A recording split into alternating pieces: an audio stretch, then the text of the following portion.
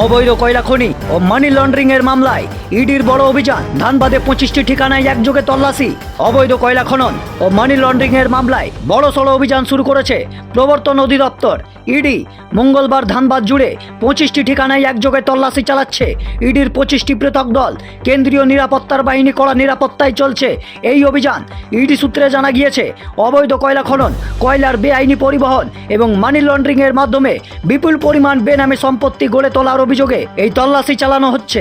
তল্লাশির আওতায় রয়েছেন ধানবাদের একাধিক প্রভাবশালী কয়লা ব্যবসায়ী। তাদের মধ্যে রয়েছেন এলবি সিং, অনিল গোয়েল, গণেশ যাদব, পাপ্পু মণ্ডল, অনুপ চৌহান, হরেন্দ্র চৌহান এবং প্রাক্তন বিধানসভার প্রার্থী রোহিত যাদব। তাদের আবাসন, অফিস এবং সংশ্লিষ্ট একাধিক স্থানে তল্লাশি চালানো হচ্ছে।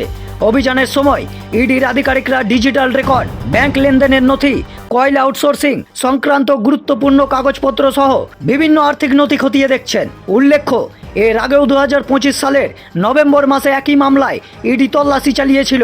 সেই সময় প্রায় 2,20 লক্ষ টাকা নগদ এবং 150টিরও বেশি জমির দলিল উদ্ধার হয়েছিল বলে তদন্তকারী সংস্থার দাবি। বর্তমান অভিযানে আরও গুরুত্বপূর্ণ তথ্য সামনে আসতে পারে বলে মনে করা হচ্ছে। তদন্তের অগ্রগতির সঙ্গে সঙ্গে কয়লা চক্রের সঙ্গে জড়িত আরও ব্যক্তি ও কিছু স্থানীয় আধিকারিকেরও নামও উঠে আসতে পারে বলে তদন্তকারী সূত্রের অনুমান।